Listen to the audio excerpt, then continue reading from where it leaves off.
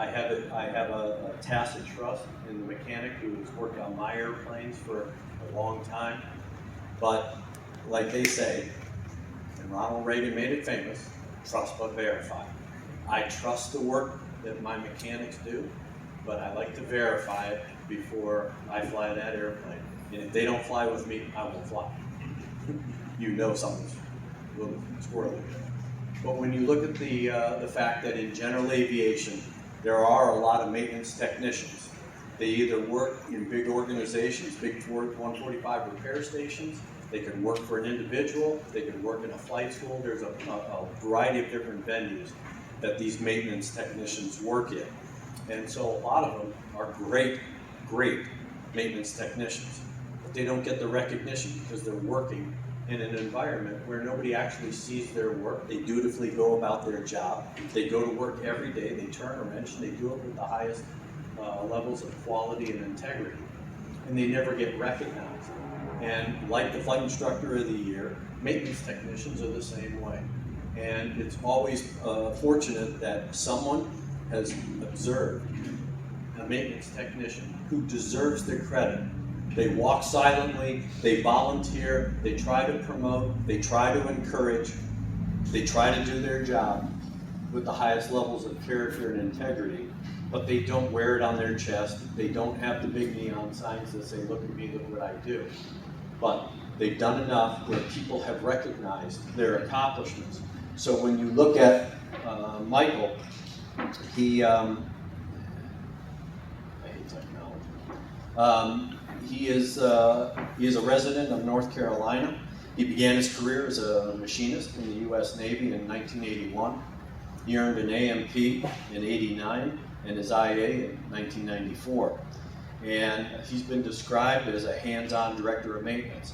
And that too, because I do a lot of work with a lot of corporate flight departments, charter operators, and even the airlines, where you have a DOM that sits in the office and just scans what's going on the shop floor and really doesn't get their fingers dirty anymore. They just manage, they sign things, and that's about where it is. But to have a hands-on DOM, they know what's going on the shop floor, they know where the problems are, they know how to take corrective actions, they empower people to give them solutions.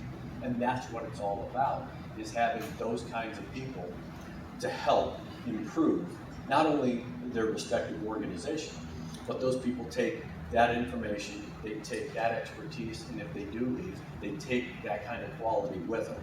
So we have to appreciate that he is a hands-on director of maintenance. He's worked on a variety of different aircraft, and some of which are Rockwell T-39, the Sikorsky RH-63D, ERJ-170s, a variety of general aviation airplanes, including a Ford Tri-Motor and a Yak-52. He is a fast team lead representative in his region, and he is a maintenance liaison for the Western North Carolina Pilots Association. And again, to have a mechanic, I mean, it's not like we can go out and interview mechanics and then decide who's going to work on our airplane. If we got a broken airplane and we end up being in an airport, you're really at the mercy of whoever is available to work and turn the wrench on your aircraft. And you have to put a lot of tacit trust that not only do they hold the requisite credentials, but they have the requisite attitude to work on the airplane, to do things the right way, not take the shortcuts, use the proper manuals. And I've seen a lot of accidents. There are a lot of unairworthy airplanes flying out there, and I guarantee if I walked out on that flight line and all the airplanes that have been parked to the south of here, I could probably find 10% of those airplanes that are unairworthy. Not necessarily because of hardware, because of paperwork. Because a lot of these airplanes are unairworthy because of paperwork. And so it takes a conscientious person, a maintenance technician, who returns that airplane to service after they have performed all the requisite work. And so when you look at this type of award, we're recognizing those characteristics. We're not recognizing the fact that he's turned wrenches on a variety of different airplanes for 30 plus years. And so I think that's what goes forward, and that's what this award takes with it, is the recognition that he does the right thing even when nobody's looking, and he does it with a high level of integrity and character. So with that, I'd like to, since Michael isn't here, you can read more about him on the website, and you can contact the General Aviation Awards Committee to find out more about Michael, and contact him with a congratulatory email if you'd like. But let's give Michael a round of applause for his award.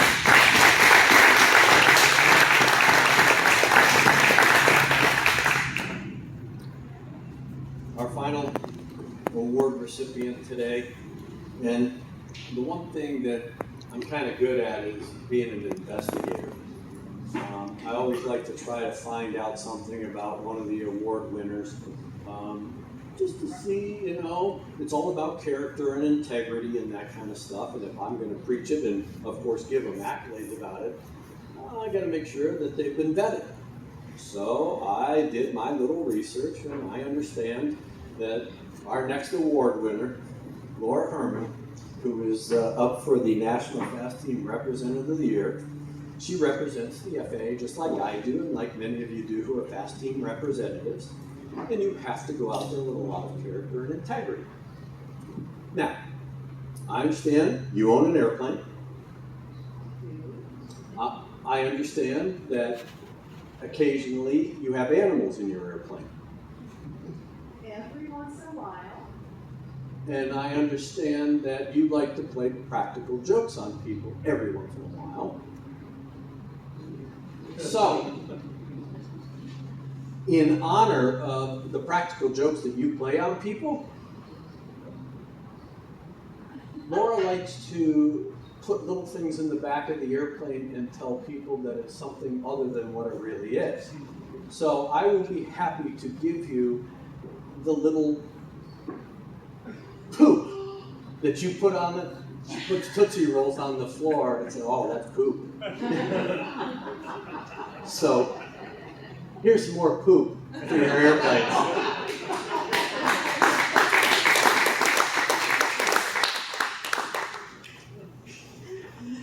Laura is a native of Minnesota.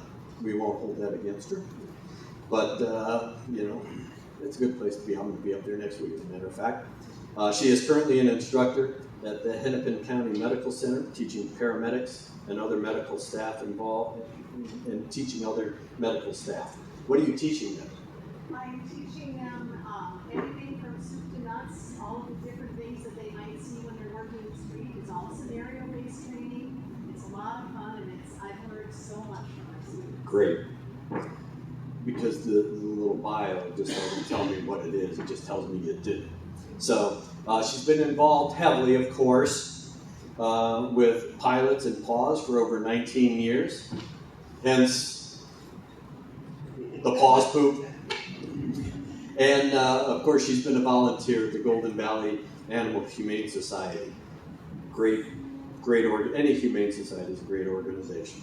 Since 2014, she holds weekly Saturday morning seminars and webinars for local aviation community events, and she's done that even through COVID. She got creative and found other ways to continue that message. And that was one thing that we saw with COVID, is that aviation seemed to come to a real halt. And we used COVID as a convenient excuse not to fly, not to stay proficient, not to stay educated, and not to research on our own. And I've seen that. I worked all through COVID, and because, again, you take the precautions, and you being in the medical field, you understand that, I mean, one of my best friends is a dentist. You know who has the lowest rate of COVID? Dentists. Why? They wash their hands and they change their mask on a regular basis. And so I employed that principle to stay working in aviation, to go out and not only preach the message, because I did do presentations, some of which were in person, a lot of them were on Zoom, but you found a creative way to continue giving your message out to the community. That's what it's all about. That's the dedication. That's the responsibility. That's not the, well, I've got a convenient excuse. I'll pick it up when it's okay to do it. And so that kind of passion, that kind of heart, that kind of commitment is what we like to see. Not only in the flight instructor and of course the maintenance technician, but in the fast team representative, because we are still in aviation. Even though it may be on pause, we are still in aviation. And it is that dedicated commitment that I'm still going to learn something, even, and in fact, COVID gave us a lot of time to learn more, because a lot of us stayed at home, a lot of us didn't really do anything. Yeah, you did work from home, but you had a lot of time, and that was good study time. I use airplanes as my good study time. No cell phone, no email. I get a lot done in that 2 or 3 hours I'm sitting on an airplane. Why? Because nobody's bothering me except the flight attendant asking if I want another cocktail. So, which I turned down on an airplane, of course. But even through COVID, Laura took the time to convert the lessons and seminars all to virtual and found a way to get that message out.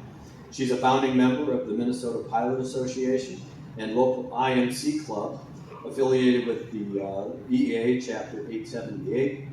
She does what I do. She shoots off her mouth to a bunch of young women about the joys of flying and getting that passion out into the community, which is just not only a big commitment and of course a big job, because you have to prepare, you have to have that enthusiasm, you have to exude that passion. To come up here and drone on like I do, to just drone on and read off of something. I used to watch speeches all the time like that, and it's like, if you knew it, why are you reading? I want to see your passion, I want to see your commitment. And that's what I've always vowed when I try to do these presentations and give my presentations, and I see that in the commitment that she's got to do what she does, and that is take that passion and give it to someone else, or at least encourage other people to have that same passion, because it is aviation. It doesn't get any better than where we are right now. She's volunteers at Fast Team booths for Girls in Aviations each year, and she is a judge for the NAFI competitions at SafeCon, and that is a big deal, because again, that takes a trained eye, it takes a level of experience, it takes a level of expertise to properly judge those SafeCons. I mean, there's a lot of dynamics that go into the judging of those competitions, and you're talking not points, you're talking tenths of points and things like that. And it's the difference between making a flight department like Central Washington happy or sad. Sorry. I just had to dig that in. So, but again, Fast Team is not easy. I mean, those of us that do it, we love to go out and speak. We love to go out and preach the message, if you will, about safety and how we can improve each other's flying and each other's contribution to aviation and safety. And so being a Fast Team representative does take a lot of effort, because you coordinate a lot of programs, you have to really organize it, you got to get the advertising out, even though there are methods to do that. So there's a lot of work involved and a lot of commitment. So with that being said, our National Fast Team Representative of the Year, Laura Herrmann.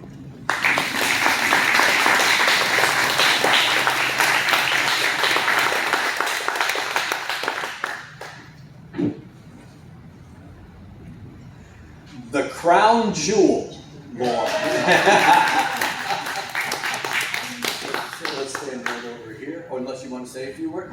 Okay, let's say a few words. I want to say thanks so much for this award. I'm still flabbergasted that I'm receiving an award for something that I really enjoy doing, which is aviation safety seminars for pilots and creating a pilot community that's built around aviation safety.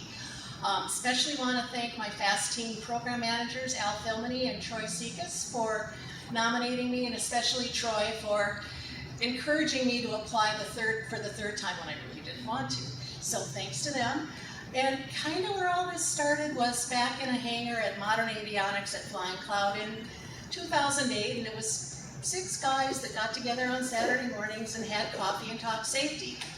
It morphed and it grew to a larger program, more and more people. We had upwards of 75 to 100. Once we had 175 people for Rod Machado.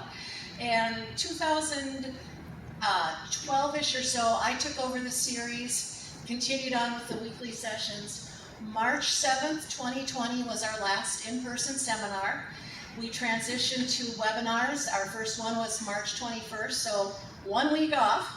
And it's grown to even a bigger and stronger community because we've had attendees from all 50 states, most Canadian provinces, 5 of our 7 continents, including countries like New Zealand, China, Uganda.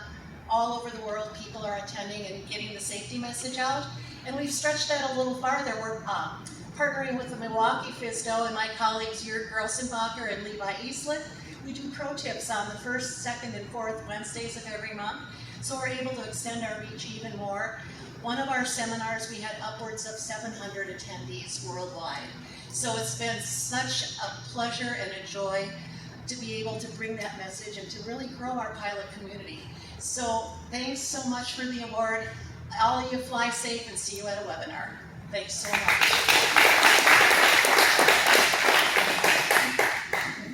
Yeah, what Laura didn't tell you is that when she tries to get her point across, she has broken a finger, I believe. That's the story that she tells people. That's how she influences people. So on behalf of the General Aviation Awards and the FAA, take that, display it proudly, because that is in recognition of all of your hard work as a FAST team representative. Thank you so much. Let's turn that around.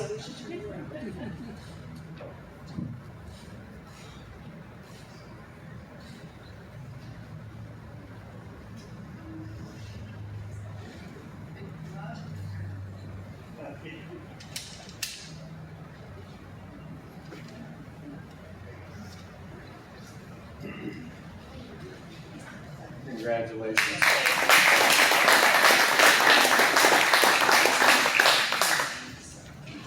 Stay up here for a second. No.